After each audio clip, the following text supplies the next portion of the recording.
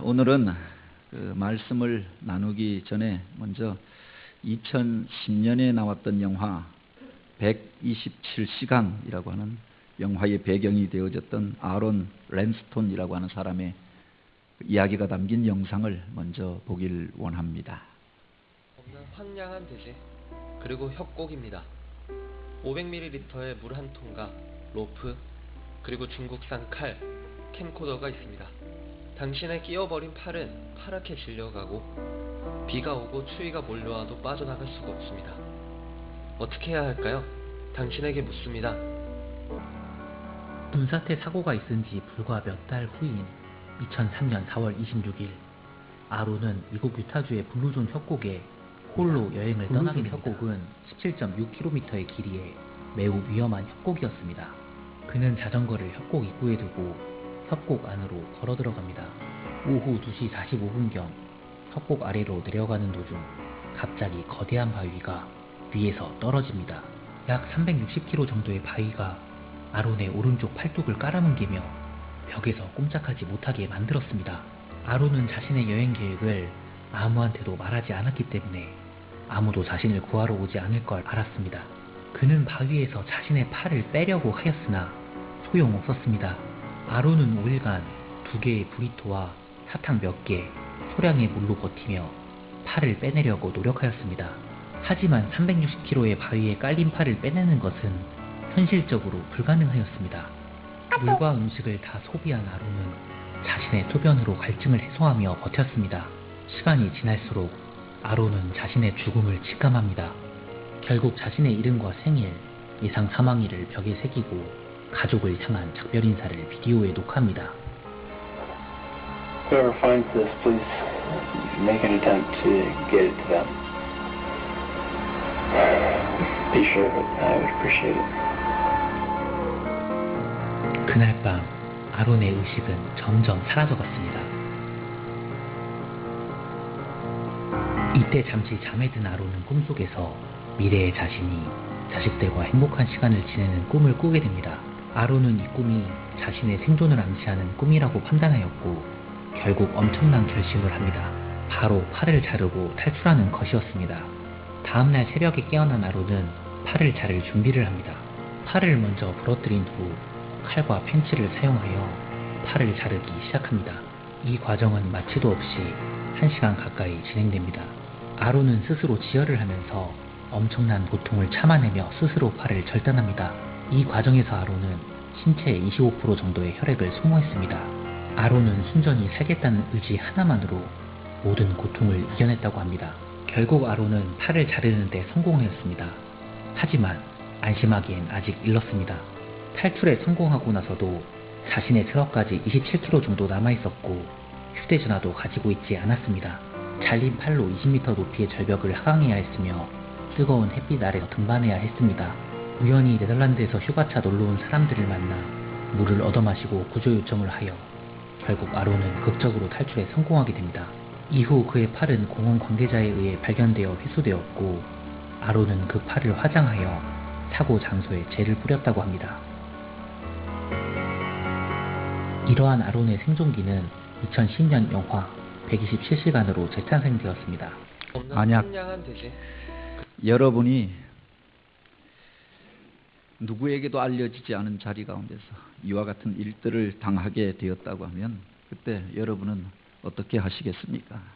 그때 우리들 가운데 가장 필요한 것이 있다고 하면 과연 무엇이겠습니까? 우리가 세상을 살면서 우리들은 아무 문제도 없이 갈등도 없이 평화로운 삶을 살기로 기대합니다. 그러나 인생을 살다 보면 예기치 못한 문제 상황 가운데 또 묶여지고 갇혀지고 닫혀지게 될 때가 얼마나 많이 있습니까? 그때 우리에게 가장 필요한 것은 무엇이라고 생각하십니까?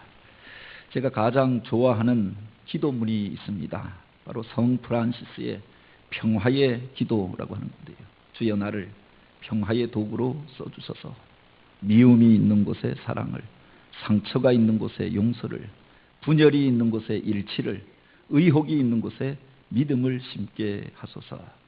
위로받기보다는 위로하고 이해받기보다는 이해하며 사랑받기보다는 사랑하고 자기를 온전히 줌으로 영생을 얻기 때문이니 주여 나를 평화의 도구로 써주소서.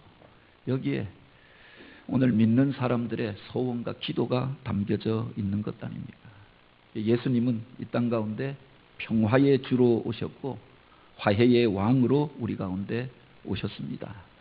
갈등이 있는 곳에 복음이 들어가면 화해케 되어지고 미워하고 쟁투하던 사람들이 바로 예수 그리스도 안에서 서로를 용서하고 용납하고 사랑으로 하나가 되어지지요.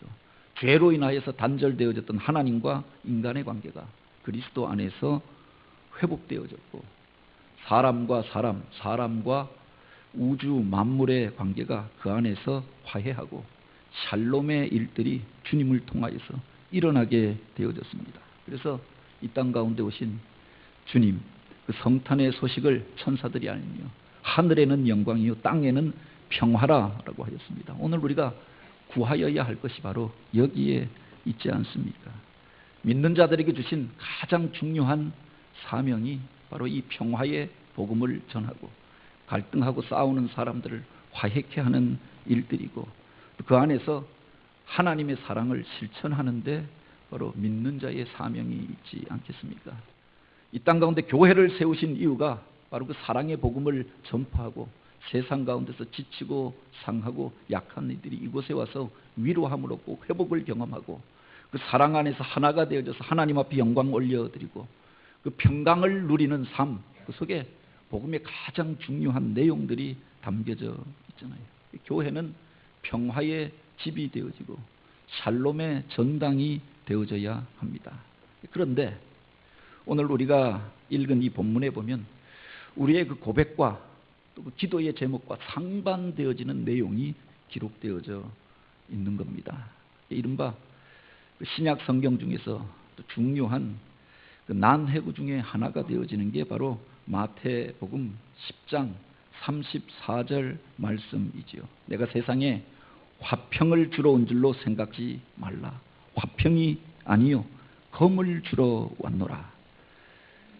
평화의 왕으로 오신 주님께서 이 땅 가운데 당신이 오신 이유를 말씀하시면서 내가 화평을 주러 온 것이 아니라 너희에게 검을 주러 왔다, 칼을 주러 왔다라고 말씀하시는 겁니다.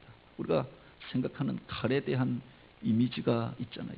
찌르고 자르고 죽이고 넘어뜨리고 싸우고 쟁투하고 끊어버리는 그 잔혹함의 의미로 그 칼을 생각합니다. 그런데 주님께서 이 칼을 주러 왔다고 말씀하시는 겁니다.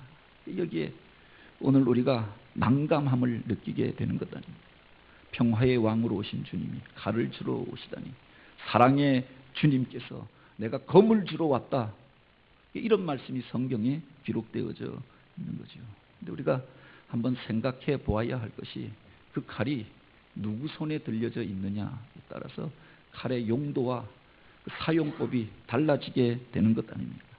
탐욕에 겨워 있었던 강도의 손에 들려져 있는 칼은 사람을 죽이는 것이 되어지지만 복수심에 불타는 그런 자객의 손에 들려져 있는 그 칼은 사람을 해하는 흉기가 되어지지만 사랑하는 아내의 손에 들려져 있는 칼, 어머니의 손에 들려져 있는 그 칼은 오늘 우리의 생명을 북돋우는 요리를 만드는 그렇게 기쁨의 도구가 되어지는 것 아닙니까? 의사의 손에 들려져 있는 그 칼은 바로 죽어가는 사람을 살리는 도구가 되어집니다. 무자비한 악한의 손에 들려져 있는 그 칼은 사람을 해하고 그래서 생명을 빼앗아가는 도구가 되어진다라고 합니다. 그 칼이 누구 손에 들려져 있느냐가 중요한 것 아닙니까? 아롤 렐스톤이라고 하는 사람이 손에 남겨져 있었던 작은 칼, 그것을 통해서 그는 자기의 한쪽 팔을 그 무거운 돌덩이 가운데 깔려버려서 도저히 움직일 수 없었던 그 팔을 잘라버립니다. 그리고 피를 흘리지요. 그런데 그 칼을 통해서 그가 사실은 구원함을 얻고 자신을 구하게 되어졌던 것 아닙니까? 이 칼은 찌르기도 하지만 자르기도 하지만 살리는 도구가 되어진다라고 합니다. 예수님께서 이 땅 가운데 오셔서 내가 검을 주러 왔다, 칼을 주러 왔다라고 말씀하신 의미가 과연 어디에 있겠느냐라고 합니다. 먼저 우리가 기억해야 할 것은 이 칼은 내 자신을 다듬고 나를 묶고 있는 것들을 끊는 칼이었다라고 하는 거죠. 이 세상 가운데 무엇인가 묶여서 살아가는 사람들이 얼마나 많이 있습니까? 과거의 것들에 묶여서 앞으로 가지 못하고 죄에 묶여서 여전히 죄악 가운데서 허덕이면서 죽음의 길로 달려가는 사람들이 얼마나 많이 있습니까? 옛 습관에 묶여서 예수 믿는다고 하는데 과거의 것들을 버리지 못하고 끊임없이 제자리를 맴도는 삶을 살아가는 이들이 얼마나 많이 있습니까? 만일 내 손이나 내 발이 너를 범죄하게 하거든 찍어내 버리라. 만일 내 눈이 너를 범죄하게 하거든 빼어내어 버리라. 한 발 한 눈으로 영생에 들어가는 것이 두 눈을 가지고 지옥불에 던져지는 것보다 나으니라. 주님께서 어찌 보면은 과격하여진 듯한 말씀을 우리에게 주십니다. 냉혹한 말씀을 우리에게 주시지 않았습니까? 그만큼 오늘 우리가 이전에 우리가 행하던 죄악된 것들, 악한 것들, 우리를 짓누르고 있었던 그 어둠의 권세에 대하여서 끊어버리는 결단이 필요하다라고 하는 말씀이 아닙니까? 어울렁 더울렁 옛날에 속하여서 믿는 때나 믿지 않는 때나 그 전에 영접한 때나 영접하지 않았던 때나 똑같은 삶을 산다고 하면, 믿은 이후에도 변한 것이 없다고 하면 여전히 오늘 우리들은 과거의 문제 가운데 매여서 살아가고 있지 않겠습니까? 주님께서 주셨던 바로 이 칼은 과거에 우리를 묶고 있었던 것들을 끊어버리라고 주셨던 칼이었던 거지요. 우리 주님께서는 이 땅 가운데 평화의 왕으로 오셨습니다. 그런데 주님이 말씀하시는 그 평화는 어둠과 빛이 혼재하는, 성과 악이 그냥 뒤엉켜져 있는, 진리와 비진리가 구분되어지지 아니하는 하나님의 문화와 죄악된 사단의 문화가 함께 뒤엉켜져 있는 그런 평화를 말씀하시지 않았다고 합니다. 한쪽 다리는 세상에 속하여지고 한쪽 다리는 하나님 앞에 놓고 있고, 한쪽 손은 말씀을 붙잡고 있고 한쪽 손은 세상의 것들을 붙잡고 놓지 못하는 그런 화해가 아니라, 그런 화목함이 아니라 바로 이 세상의 것들을 끊어버리는 결단을 통해서 우리가 진정한 그리스도인이 되어지고 또 영생을 얻게 되는 줄 믿으시기 바랍니다. 그래서 성경에 보면 모든 사람에게 칭찬받는 자들에게 화가 있으리라라고 하였습니다. 스데반이 또는 우리 주님께서 세상의 모든 사람들로부터 그 사람 좋은 사람이라 인정받은 게 아니죠. 어떤 사람들은 이를 갈며 죽이려고 달려들었다라고 합니다. 악한들에 대하여서는, 마귀 사단에 대하여서는 같은 편이 되어서는 안 되는 것 아닙니까? 바로 주님께서 주시는 평화는 완전한 평화였고 영원한 평화였고 하나님의 공의와 진리가 실현되어진 평화였던 거지요. 그러니 그 속에 비진리는, 어둠은, 죄악된 것들은 끊어버리는 결단이 필요하고 그 안에 영적인 싸움이 있을 수밖에 없다고 하는 겁니다. 내 안에 있었던 수천 가지 수만 가지 죄악들을 뽑아내어 버리고 그 욕망들을 잘라내어 버리고 자기 자아를 죽이는 칼을 주시기 위하여 주님께서 이 땅 가운데 오셨던 거죠. 물론 이 땅 가운데 어떤 사람들은 그 칼을 자기 안에 있었던 죄악된 것들을 끊어버리는 데 사용하는 것이 아니라 다른 사람을 찌르고 서로를 판단하고 정죄하는데, 세상 가운데서 그 칼을 휘두르는 것들로 사용하면서 믿는다고 하는데 세상에 온갖 가지 문제들을 만들어내며 그 속에서 많은 이들이 하나님 앞에 나오는 길들 막는 이들도 있죠. 이 칼은 먼저 내 안에 있는 죄악된 것들을 끊어버리라고 주셨던 칼이었던 겁니다. 그런 사람들을 통하여 하나님께서 당신의 의를 이루어 가시는 줄 믿으시기 바랍니다. 우리가 잘 알고 있는 민족사의 영웅이라고 이야기하는 이들이 있습니다. 삼국통일의 주역이라고 하는 김유신, 그가 이 통일의 주역으로 쓰임받게 된 어떤 계기가 있죠. 그 이전까지는 놀기 좋아하고 또 그렇게 세상 가운데 그 사랑에 빠져서 있었던 그가 어느 날 이 스승의 권면을 통하여서 마음의 결심을 하고 옛날 것들을 버리기로 결단합니다. 좋아하던 청관녀라고 하는 기생의 집을 그가 매일마다 드나들고 술 먹고 어울리고 그 사랑에 푹 빠져서 살던 사람이었는데, 그가 이제 이 모든 것들을 버리고 이제 새로운 삶을 살기로 결단합니다. 그러던 어느 날 그가 말을 타고 가는데 말 위에서 졸고 있었다고 합니다. 그랬더니 그 말이 알아서 가는데 매일마다 가던 그 기생의 집을 향하여서 가서 그곳에 그를 내려놓았던 겁니다. 깨어보니까 기생 집 앞, 청관녀 집 앞에 서 있는 자기의 모습을 보면서 그가 그 말에서 내려 결단을 하지요. 칼을 뽑아서 자기 사랑하는 말, 자기의 그 속마음까지 다 꿰뚫고 있는 것처럼 그렇게 행동하였던 그 말에 목을 그 자리에서 잘라버렸다. 이런 결단을 통해서 그가 삼국 통일의 주역이 되어졌다라고 이야기를 하지요. 유명한 소설 가운데 칼의 노래라고 하는 소설이 있습니다. 과거 신문기자였던 김훈이라고 하는 작가가 바로 이순신 장군의 일대기를 1인칭 시점에서 기록한 소설인데요. 여기에 보면 절대절명의 위기 가운데에서 바로 이순신이라고 하는 그 장군이 겪었던 내면적인 고뇌, 고백 속에 절절하게 담겨져 있는 것들을 보게 됩니다. 칼을 차고 있었는데 그가 그 칼을 이제 조국을 위하여 그 백성들을 살리기 위하여서 사용하기로 결심하지요. 그가 바로 이와 같은 전쟁의 와중에서 군율을 어겼던 그 자기 부하를 향하여 사랑하고 안타까운 마음이 있었지만 눈물을 머금고 칼을 들어서 사람들 앞에서 바로 그 대오를 지키기 위하여 그를 뵙니다. 그리고 그 밤에 그렇게 통곡하고 울면서 그 속에서 바로 자기에게 주어진 사명에 대하여서 각성하게 되지요. 도저히 이길 수 없는 전쟁에 나아가면서 그가 죽기로 각오하고 바로 그 군사들 앞에서 그렇게 외칩니다. 죽고자 하는 자는 살 것이요 살고자 하는 자는 죽을 것이라. 우리가 죽기를 각오하면 반드시 이길 것이라.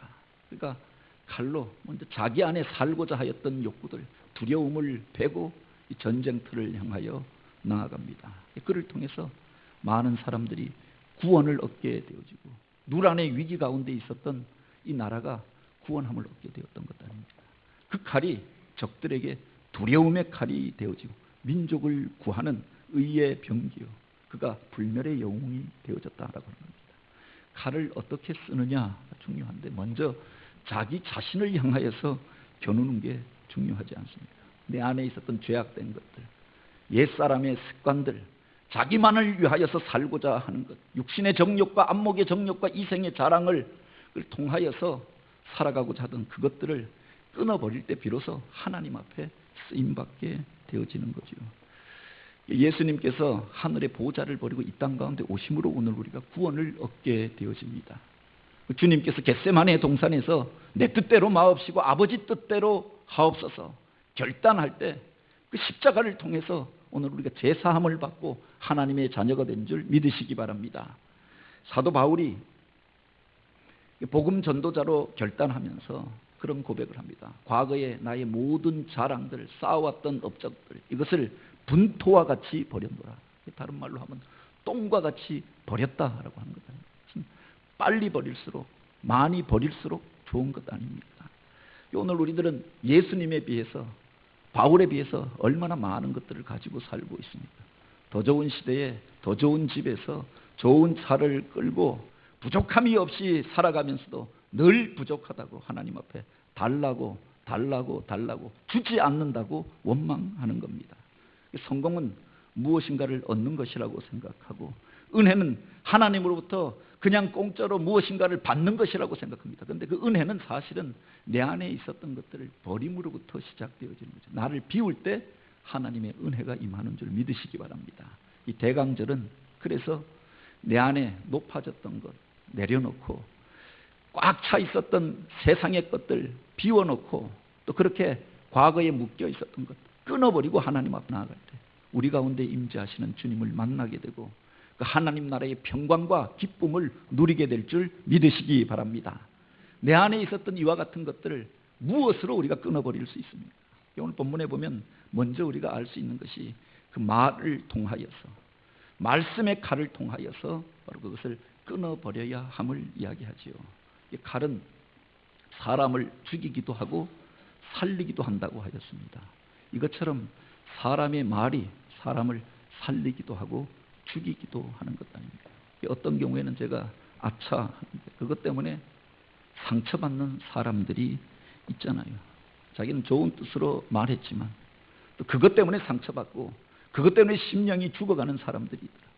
자기는 자기 감정 때문에 주체하지 못해서 그냥 한번 그렇게 화가 나서 한마디 했는데 그것 때문에 그 사람이 심령이 죽을 수도 있다고 합니다.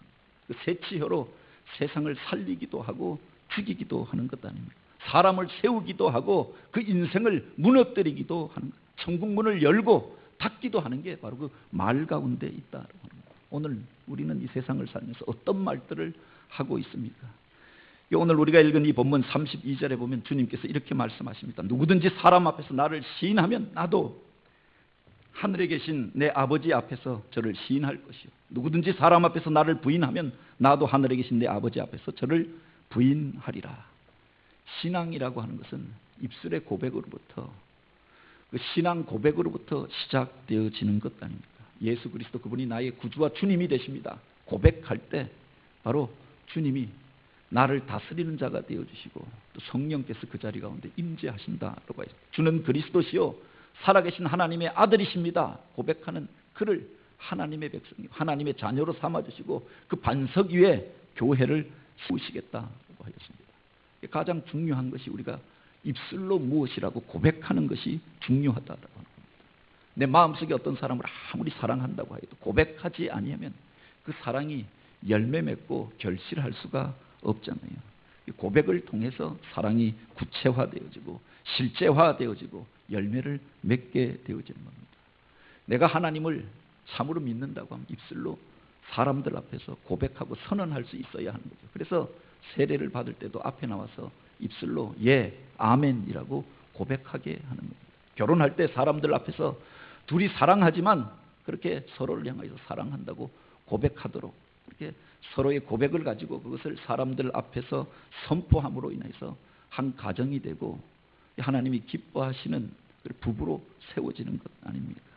내가 만일 내 입으로 주를 시인하고 또 하나님께서 그를 죽은 자 가운데서 살리신 것을 내 마음에 믿으면 구원을 얻으니 사람이 마음으로 믿어 의에 이르고 입술로 시인하여 구원에 이르느니라. 바로 오늘 본문에서 주님께서 하셨던 말씀과 동일한 이야기를 사도 바울도 하였던 거죠. 우리가 무엇라고 입술로 고백하고 시인하느냐, 그래서 그 영원히 갈라지게 된다라고 하는 겁니다. 이 세상을 살면서 우리들은 내가 하나님을 믿는 자요, 예수 그리스도를 믿는 제자라고 그렇게 고백하고 또 시인하고 살아가고 있습니다. 많은 사람들이 그것으로 인한 불편한 것들을 우리가 생각하면서 믿는 자라고 밝히지 않고 살아가잖아요. 성경 체력을 들고 교회에 오는 것을 불편하게 여깁니다. 많은 사람들이 있는 자리에서 기도하는 것들을 그렇게 어려워합니다. 마음으로 믿으면 되지 무슨 유난을 떨면서 믿는다고 그렇게 밝힐 필요가 있나. 사실은 그것으로 인한 불편한 상황들을 우리가 두려워하기 때문이 아닙니까? 예수 믿는다고 하는 사람이 그렇게 할 수 있느냐, 예수 믿는다고 하는 사람이 그래도 되느냐 이야기 듣지 않으려고, 그래서 우리가 믿는다고 하는 것을 시인하지 않고 공포하지 않고 살아갔던 거죠. 입술로 고백하는 신앙이라고 하는 것, 이것이 중요한 것은 그것 때문에 바로 오늘 우리의 영원히 결정되어지고 그것을 통해서 우리가 마귀 사단의 유혹과 시험도 이길 수 있다라고 하는 겁니다. 초대교 교부였던 폴리갑이라고 하는 분이 있습니다. 박해의 시대가 시작되어지며 믿는 자들이 잡혀가게 되어지고 그러니까 교회의 지도자였기 때문에 바로 그 재판정에 서게 되어졌는데, 그때 그를 존경하던 그 관리가, 판사가 그를 향하여서 이런 부탁을 하지요. 제발 사람들 앞에서 예수를 모른다고, 한 번만 모른다고 얘기해 주십시오. 한 번만 예수를 부인해 주시면 내가 당신을 살릴 수 있습니다. 내가 당신을 무죄로 풀어줄 것입니다. 한 번만 모른다고 해 주십시오. 그때 폴리갑이 그렇게 이야기하지요. 우리 주님께서 나의 평생 동안 나를 단 한 번도 모른다고 한 적이 없는데 평생 나와 함께 하시고 은혜를 베푸셨던 그 하나님 앞에 내가 어찌 이와 같은 말로 그 마음을 섭섭하게 하리요. 내가 당당하게 우리 주님 앞에 나아갈 수 있도록 도와주시오. 나는 우리 주님을 사랑하는 사람이요, 그리스도인입니다. 고백하고 바로 그 화형대를 향하여서, 불이 타는 화형대를 향하여서 올라갔다라고 하지 않습니까? 사람이 당하는 고통 가운데서 가장 극한의 고통이 바로 화형이라고 이야기하죠. 사람이 출산할 때 느끼는 그 고통의 70배에 달하는 고통을 불에 타면서 그 사람이 느끼게 되어진다. 심장이 쪼그라들고 터져 나오며 그 속에서 사람이 죽어가게 되는 게 화형인데, 그 속에서 그는 예수를 찬양하며 이렇게 담대히 바로 천국으로 나아가셨다라고 하죠. 오늘 우리가 그렇게 고백할 수 있는, 단지 예수 믿는다 말하는 정도가 아니라 그 속에 생명이 걸려져 있는 문제 자리입니다. 이와 같이 세상의 많은 것들을 포기해야 하는 자리 가운데서도 우리가 예수를 믿는다고 말할 수 있는가, 예수를 시인할 수 있는가, 그 말의 열매로 인하여서 오늘 우리가 영원히 결정되어짐을 믿으시기 바랍니다. 그 입술의 고백이 중요한데, 그것이 그냥 세상 가운데서 엉뚱한 것을 믿는 게 아니라 영원한 생명이 되신 그리스도, 그분을 믿는 신앙 고백, 하나님을 인정하는 그 고백이 중요하다라고 하는 거죠. 특별히 사람의 말보다 더 중요한 것이 하나님의 말씀 가운데 있지 않습니까? 하나님의 말씀은 살았고 운동력이 있어 좌우의 날선 어떤 것보다 예리하여 우리의 혼과 영과 관절과 골수를 찔러 쪼개고 우리들의 마음의 생각과 뜻을 감찰한다라고 하였습니다. 그 하나님의 말씀이 바로 오늘 우리를 하나님의 의와 하나님의 뜻을 깨닫게 하고 내 안에 있었던 죄악된 것들을 끊어버리고 하나님 손에 붙들려 승리하는 삶을 살게 하는 능력인 줄 믿으시기 바랍니다. 에베소서 6장에 보면 우리의 씨름은 혈과 육에 대한 것이 아니요 정사와 권세와 이 세상의 어둠의 주관자들과 하늘에 있는 악한 영들을 대함이라 라고 하였고, 바로 이 마귀 사단의 괴계를 능히 대적하기 위하여 너희는 성령의 검 곧 하나님의 말씀을 가지라 라고 하였습니다. 이 땅 가운데 마귀 사단의 수많은 유혹과 시험이 있습니다. 그것을 이기기 위하여 성도가 가져야 할 성령의 검 곧 하나님의 말씀을 가져야 너희가 이 싸움에서 이길 수 있다. 그렇게 권면하신 말씀이 아닙니까? 이 세상 가운데 수많은 유혹들이 있지 않습니까? 우리를 넘어지게 하는 일들이 있고 죄악 가운데서 떠나지 못하게 하는 붙잡음이 있고 또 그 가운데서 공동체를 뒤흔들어 놓는 이런 시험거리들이 있죠. 어떻게 이 시험을 이기고 유혹을 이기고 하나님 손에 붙들려 쓰임받을 수 있느냐? 하나님의 말씀이 우리 안에 있을 때 결국 승리할 수 있는 줄 믿으시기 바랍니다. 믿는 자들은 하나님 나라의 군사로 부름받은 것 아닙니까? 이 땅에 하나님의 평강의 복음을 전하는 정병으로 우리를 부르셨다고 합니다. 그 나라의 평화를 지키는 평화 유지군으로 이 땅 가운데 세워 놓으신 거지요. 어떻게 우리가 이 세상의 싸움들을 싸우며 마귀 사단의 권세를 이기며 승리하는 삶을 살 수 있느냐? 그게 바로 말씀 가운데, 하나님의 말씀 가운데 있다라고 하는 겁니다. 이것을 가리켜서 성령의 검이라고 하였습니다. 성령께서 무엇을 통하여서 역사하느냐? 우리가 하나님의 말씀을 믿고 고백할 때 그 말씀을 통하여서 우리 삶을 결단하고 말씀대로 살고자 할 때 바로 성령의 능력이 우리들을 통하여 나타나고 성령께서 칼이 되어서 우리를 승리하게 하시고 마귀 사단의 권세를 깨뜨리고 죄악의 문화를 깨뜨리고 승리하게 하는 줄 믿으시기 바랍니다. 성도의 능력이, 교회의 능력이 바로 여기에 있다라고 하는 겁니다. 주의 말씀을 사모하고 듣는 자들이 영적 권세를 깨뜨리고 그리고 하나님 손에 붙들려 쓰임받게 되는 줄 믿으시기 바랍니다. 어렸을 때 우리 동네에서 무당이 구슬하는 것을 본 적이 있습니다. 막 꽹가리 소리가 나고 그래서 구경하러 동네 아이들이 가서 구경하는데 놀라운 구경거리가 그곳에 있잖아요. 무당이 무엇을 흔드니까 나뭇가지가 팍 흔들리고 신이 내린 것보다 신이 내린 것보다 사람들이 떠들고 그 다음에 무당이 칼 위에 올라가서 춤을 추고 모든 사람들이 경탄하죠. 신이 내렸다고 하는 것을 사람들 가운데 보증하는 겁니다.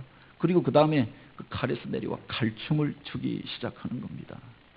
사람들이 숨죽이면서 그 광경을 들여다보는데 칼을 휘두르다가 마지막에 바로 그 집에 아마 그분 때문에 구슬하게 됐던 것 같아요. 병상 위에 한 분이 누워 있는데 얼굴에 무명지 같은 걸 덮고 누워 있는데 칼춤을 추면서 온 마당을 휘젓고 다니다가 마지막에 그 칼을 가져다가 그 사람 얼굴에다 갖다가 휘두르는 겁니다. 얼굴 위에 바로 와서 딱 멈춰집니다. 그것도 기술인데 그때 이 사람이 깜짝 놀랐는지 얼굴을 덮고 있었던 무명지가 위를 향해서 휙 올라가는 겁니다. 그것을 잡아가지고 무슨 단지 안에 넣더라고요. 이 세상에 그 귀신들은 그 칼을 보고 놀라서 아마 도망했다. 혼이 빠져서 도망했다라고 하고 그래서 귀신을 쫓아냈다라고 사람들은 이야기합니다. 이 세상의 잡기잡신은 무당이 휘두르는 칼을 보고도 놀라서 도망하는지 모르지만 오늘 우리가 싸워야 할 대상은 이런 잡기잡신이 아니라 하나님의 권세를 대적하고 오늘 우리를 사망으로 이끌어가고 그리고 교회를 깨뜨리고 무너뜨리고자 하는 마귀 사단이 아닙니까? 귀신들의 대장이 아닙니까? 우리가 무엇으로 저들과 싸워서 이길 수 있느냐? 무당의 칼이 아니라 하나님이 오늘 우리에게 주신 칼이 있지 않습니까? 이 대강절 절기에 주님의 말씀을 묵상하면서 성경을 더 가까이 하고 그것을 내 신비에 새겨서 주님의 칼을 품은 자로 이 땅 가운데서 승리하는 삶을 살게 되기를 원합니다. 다른 사람을 찌르고 그리고 공동체를 자르고 이웃을 상하게 하는 그런 칼이 아니라 내 안에 있는 죄악된 것들을 잘라내고 과거의 것들을 끊어내고 그래서 하나님이 기뻐하시는 사람으로 새롭게 되어져서 주님 손에 붙들려 쓰임받는 사람들, 쓰임받는 교회, 주님의 말씀이 능력 있게 선포되어지고 그 말씀을 붙잡고 기도함으로 영적 싸움에서 승리하고 평화의 왕으로 오신 주님을 영접하고 주님의 군대로 이 땅 가운데서 승리하는 삶을 살아가는 저와 여러분이 되어지길 주님의 이름으로 축복합니다. 기도드립니다. 내가 이 칼을 주러 왔노라 하셨습니다. 주여 사모하오니 오늘 우리 가운데 바로 이 능력의 칼을, 승리의 칼을, 말씀의 칼을 허락하여 주옵소서. 사모함으로 주님 앞에 나아가 말씀이 되신 주님을 영접하고 주 안에 머물러 살아가는 저희들 되게 하옵소서. 우리 안에 온전치 못한 것들 이 말씀을 통하여 비추어 보고 잘라내고 끊어내고 과거의 것들을 떠나 주님 손에 붙들려 쓰임받게 하여 주옵소서. 이 평화의 복음을 이 땅 가운데 전할 수 있는 통로가 되게 하여 주시고 아버지 하나님의 사랑의 도구로 쓰임받는 저희들 되게 하옵소서. 아멘. 주 예수여 오시옵소서. 우리를 사용하여 주옵소서. 말씀의 주인 되신 예수님의 이름으로 기도드립니다.